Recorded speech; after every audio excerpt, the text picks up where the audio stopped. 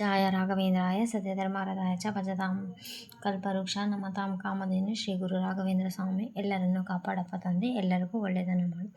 ಸರ್ವೇ ಜನ ಸುಖಿನೋ ಭವಂತು.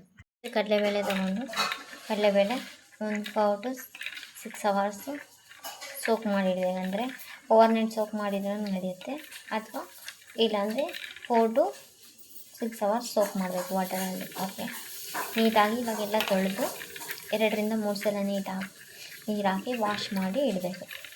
ಇದು ಸೋಕ್ ಆಗಲಿ. ಓಕೆ, ಮೊದಲಿಗೆ ಒಂದು ಪಾತ್ರೆ ಇಟ್ಟು ಸ್ವಲ್ಪ ಎಣ್ಣೆ ಹಾಕ್ಕೋಬೇಕು. ಓಕೆ, ಸ್ವಲ್ಪ ಎಣ್ಣೆ ಹಾಕ್ಕೊಂಡು ಇವಾಗ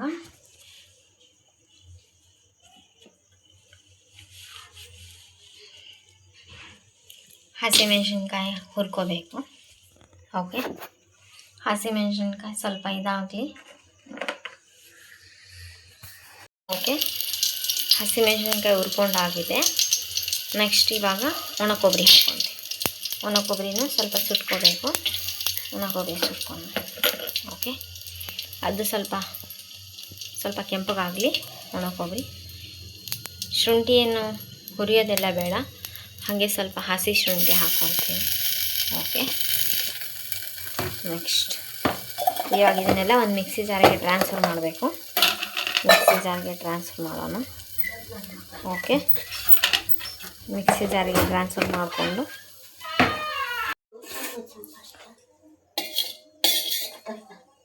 ಹುರಿದಿರುವಂಥ ಹಸಿಮೆಣಸಿನ್ಕಾಯಿ ಹಾಗೂ ಒಣ ಕೊಬ್ಬರಿ ಹಾಕ್ಕೋಬೇಕು. ಒಣ ಕೊಬ್ಬರಿ ಹಾಕ್ಕೊಂಡು ಓಕೆ, ಇವಾಗ ರುಚಿಗೆ ತಕ್ಕಷ್ಟು ಉಪ್ಪು ಹಾಕ್ಕೊತೀನಿ. ಓಕೆ, ಉಪ್ಪು ಹಾಕ್ಕೊಂಡು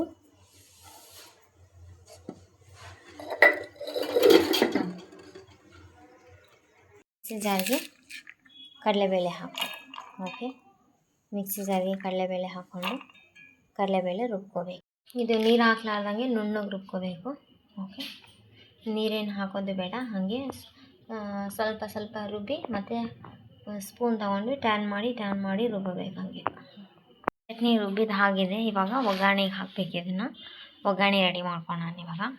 ಓಕೆ, ನೀರೇನು ಹಾಕಿಲ್ಲ, ಅದೇ ರೀತಿ ನುಣ್ಣಗೆ ರುಬ್ಕೊಂಡು ಆಗಿದೆ. ಇವಾಗ ಒಗ್ಗರಣೆಗೆ ಹಾಕೋಣ. ಇದನ್ನು ಸಾಸಿವೆ ಜೀರಿಗೆ ಒಗ್ಗರಣೆ ಕೊಡಬೇಕು. ಇದಕ್ಕೆ ಸಾಸಿವೆ ಜೀರಿಗೆ ಹಿಂಗು ಒಣಮೆಣಸಿನ್ಕಾಯಿ ಹಾಗೂ ಕರಿಬೇವು ಹಾಕಿ ಒಗ್ಗರಣೆ ಕೊಡೋಣ. ಇದೆ ಪಾತ್ರೆ ಇಟ್ಟು ಓಕೆ, ಇವಾಗ ಸ್ವಲ್ಪ ಸಾಸಿವೆ ಹಾಕ್ಕೊಳ್ತೀನಿ.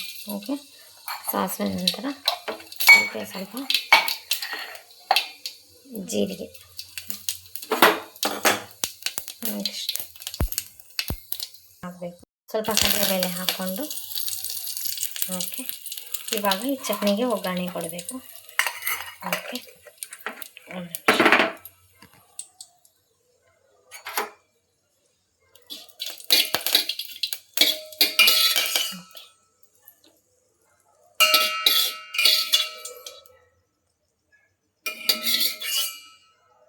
ಒಂದು 2 ರಿಂದ 3 ದಿವಸ ಇಟ್ಟರೂ ಏನು ಹಾಳಾಗಲ್ಲ. ಅಷ್ಟೇ ತುಂಬ ಚೆನ್ನಾಗಿರುತ್ತೆ, ತುಂಬ ಟೇಸ್ಟಿಯಾಗಿರುತ್ತೆ.